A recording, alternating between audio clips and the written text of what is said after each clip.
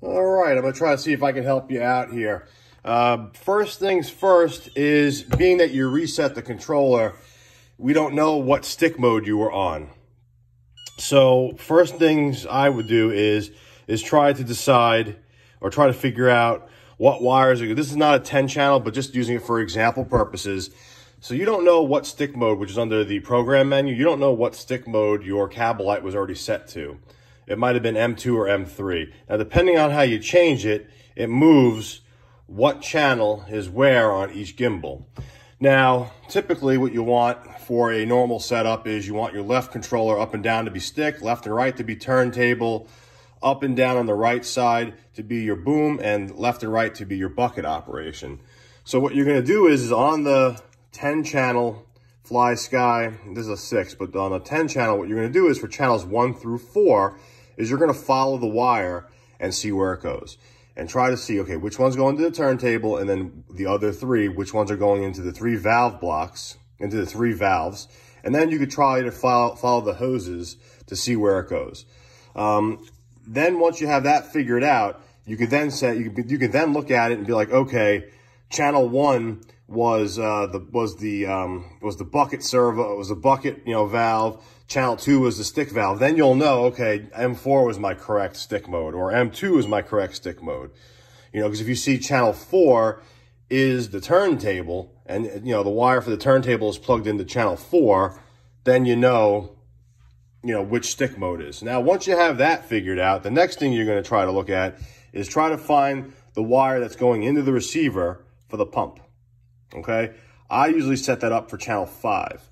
So now once you find out which wire in the receiver is the pump and which channel it's associated to, assuming it's 5 for example purposes, you're then going to go to aux channels and you're going to set channel 5 to SWB, or you can set it to a key 1 or key 2. And that is just so that when you turn on the machine, the ESC for the pump doesn't scream at you and go beep, beep, beep, beep, beep, beep, beep, because it'll scream at you telling you, hey, your pump isn't assigned to anything. So that's what you do then. Okay, so now at this point, you should have figured out what stick mode it is, put the correct stick mode, rebinded it using a bind plug on the end of it, going to systems, and then going over here to RX bind, and once it's bound, you pull the plug. And then once it's bound, you've already set the controller for channel 5 or whatever channel is your pump. So now you don't have that screaming. So the next thing you got to do is you got to go back in here and set your mix. So now for example purposes, my machines, channel 2, 3, and 4 are the channels that I use for stick, boom, and bucket. So those are the channels that you need to have mixed. Channel 1 I always use for my turntable. That's all preference and all how people want to plug in the wires. And you can also move your wires around if you want for channels 1 through 4 to make it however you want right now. Okay, so then basically what you do is you're going to go to channel 2, 3, and 4. And what happens here is the channel that's assigned to your pump is always going to be the slave for all of the mixes. And then the master is going to be the channel that you're mixing.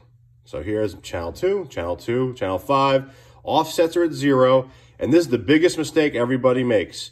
This has to be a negative 100, not just negative and then 100 here. But when you're in here, you could actually make this a positive 100. You got to make sure it's a negative on the left side and a positive on the right side. And then the same thing for the 3.